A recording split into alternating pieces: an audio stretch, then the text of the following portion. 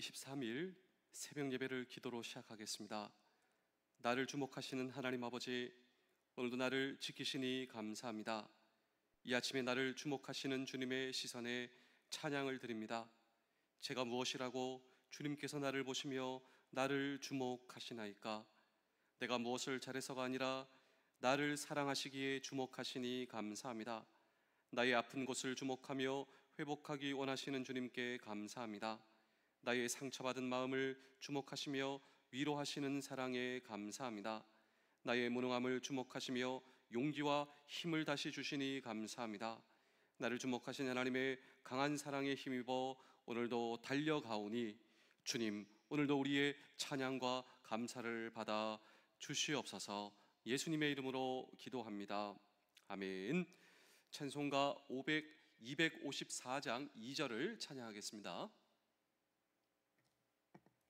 약하고 주에도 주께로 나가면 힘 주시고 내 주함을 곧 씻어주시네. 내가 주께로 지금 가오니 십자가의 보혈로 날 씻어주소서. 열왕기상 17장 14절입니다. 이스라엘의 하나님 여호와의 말씀이 나 여호와가 비를 지면에 내리는 날까지 그 통의 가루가 떨어지지 아니하고 그 병의 기름이 없어지지 아니하리라 하셨느니라. 아멘. 여러분, 제가 편애하면 됩니까? 안 됩니까? 제가 누군가를 편애하면 되나요? 안 되나요? 제가 여러분을 편애하면 됩니까? 안 됩니까?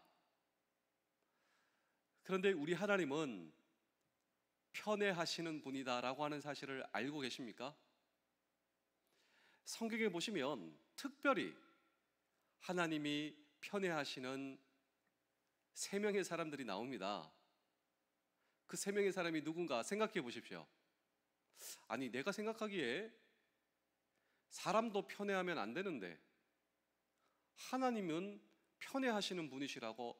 아닌데 하나님은 공평하신 분 아니야? 자, 하나님은 편애하시는 하나님이 맞습니다. 그렇다면 하나님이 3명의 부류의 사람을 편애한다고 제가 이야기를 했는데 누굴까요? 네, 첫 번째로 고아입니다. 고아. 하나님은 고아를 편애하시며 고아를 사랑하시는 하나님. 동의하시죠? 네. 두 번째, 과부입니다. 과부. 하나님은 과부를 편애하시는 하나님, 그리고 과부를 사랑하시는 하나님. 동의하시죠? 세 번째로 하나님께서 편애하시는 사람, 나그네입니다. 집이 없는 사람, homeless people. 이 나그네를 편애하시는 하나님, 나그네를 사랑하시는 하나님. 동의하시죠? 공통점이 있습니다. 이 3가지 부류의 사람, 과부와 고아와 이 나그네의 특징은 의지할 데가 없어요. 아버지가 없습니다. 남편이 없습니다. 집이 없습니다. 의지할 데가 없어요. 그래서 하나님을 의지하는 사람을 하나님께서 편애하신다, 사랑해 주신다, 의지할 때가 되어주시고 피할 바위 되어주신다, 나의 산성이 되어주신다. 우리 사랑하는 성도 여러분, 장면 여러분, 공가정 여러분, 세상에 의지할 것이 없으면 없을수록 하나님을 더욱더 의지할 수 있는 저와 여러분들을 우리 하나님께서 의지가 되어주시고 편애해 주신다. 오늘 이 성경 본문에 나오는 한 명의 여인이 그런 여인이었습니다. 오늘 이 성경 본문에 나오는 주인공 여인을 가리켜 성경은 사르밧에 살고 있었던 과부, 그래서 사르밧 과부, 오늘날 레바논 지역입니다. 이 집안에 어느 날 누가 찾아왔는데 하나님의 사람, 그 유명한 선지자 엘리야 선지자. 사실 이 집안은 경제적으로 그냥 내일이 없어요. 그냥 오늘 남은 거 먹고 죽자. 그게 통에 가루 한 움큼, 병에 약간의 기름. 근데 그걸 달라고 엘리야 선지자가 요청하는 것입니다. 아마도 고민이 되었을 것입니다. 그런데 그것을 엘리야에게 대접하였다라고 하는 것이죠. 그런데 웬일인가? 기적이 일어났습니다. 무슨 기적? 그 통에 가루가 떨어지지 않고 그 병에 기름이 떨어지지 않는 놀라운 기적. 이 기적의 본질은 나눔과 헌신의 기적. 어제 이 설교 시리즈가 계속되고 있는데요, 하나님의 말씀을 듣고 하나님의 말씀에 순종한 기적의 본질이었다 말씀을 드렸습니다. 그렇다면 우리 사랑하는 성도 여러분, 장로님 여러분, 공간 여러분, 우리가 하나님을 의지하고 하나님을 사랑하고 말씀과 이 하나님의 약속의 말씀을 우리가 믿고 신뢰할 때 우리의 삶 속에서도 일어날 수 있는 이 나눔과 헌신의 기적의 본질은 무엇인가라고 하는 질문을 다시 한번 우리는 이 성경 본문 속에 던지고 함께 주의 음성을 들을 때, 두 번째로 우선순위에 따른 순종이었다. 여러분, 이 과부의 집에서 일어난 기적, 이 기적의 본질은 우선순위에 따른 순종이었다라고 하는 것입니다. 우리 열왕기상 17장 13절입니다. 엘리야가 그에게 이르되 두려워하지 말고 가서 내 말대로 하려니와 먼저 그것으로 나를 위하여 작은 떡 한 개를 만들어 내게로 가져오고 그 후에 너와 내 아들을 위하여 만들라. 자, 여기서 가장 중요한 단어, 인상적인 단어 하나가 나오는데 그 단어가 무엇일까요? 자, 여러분 먼저 한번 골라보십시오.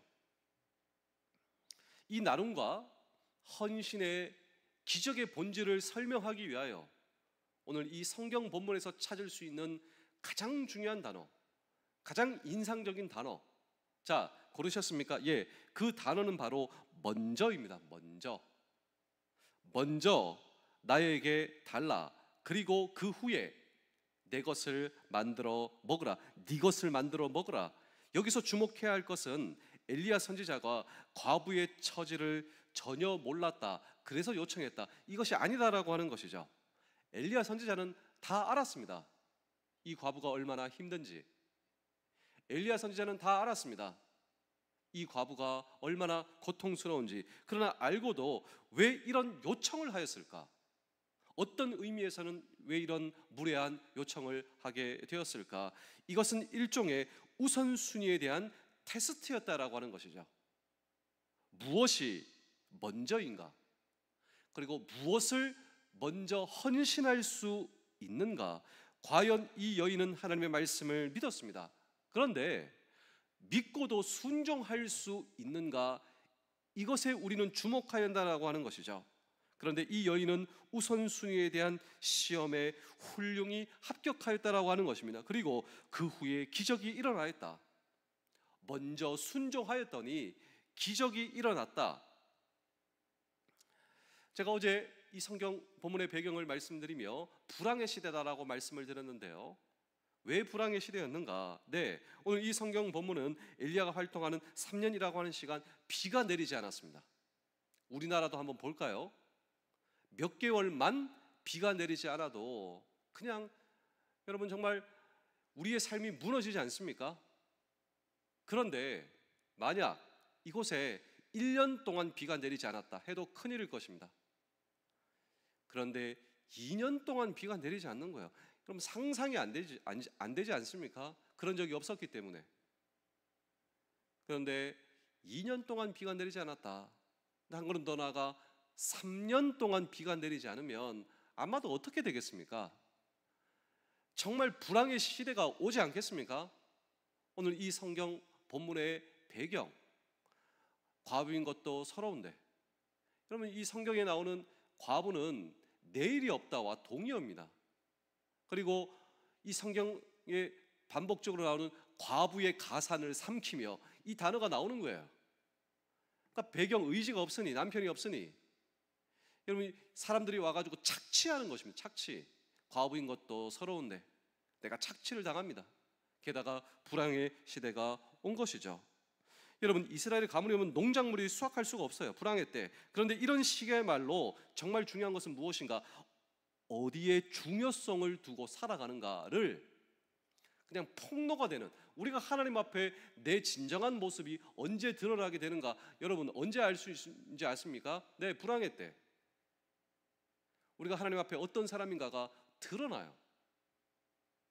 우리가 말씀 앞에 어떤 사람인가, 내가 정말 순종의 사람인가 불순종의 사람인가, 우리의 인생의 불황의 때 드러난다. 이것을 알아볼 수 있는 시험의 계절이다라고 하는 사실을 알고 계십니까? 우리 마지막으로 우리 마태복음 6장 33절의 말씀입니다. 그런즉 너희는 먼저 그의 나라와 그의 의를 구하라.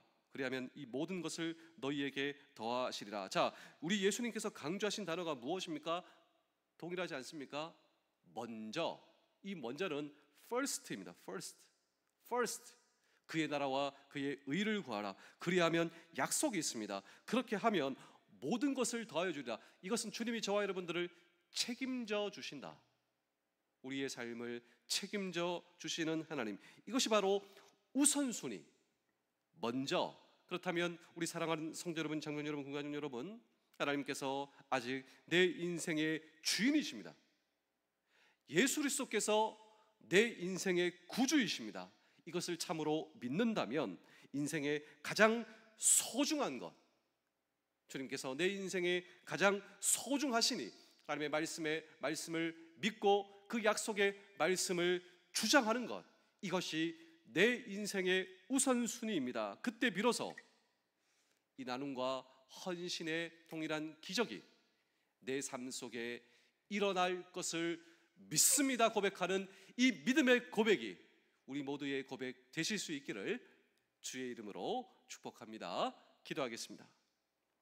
오늘도 장애물을 만나 넘어질 때 나를 주목하시는 아버지의 사랑으로 다시 일어납니다. 병에 지쳐 쓰러질 때 나를 주목하시며 도우시는 그 사랑으로 힘을 냅니다. 영원히 나와 함께 하시며 나를 주목하시는 아버지의 사랑이 나를 살게 합니다.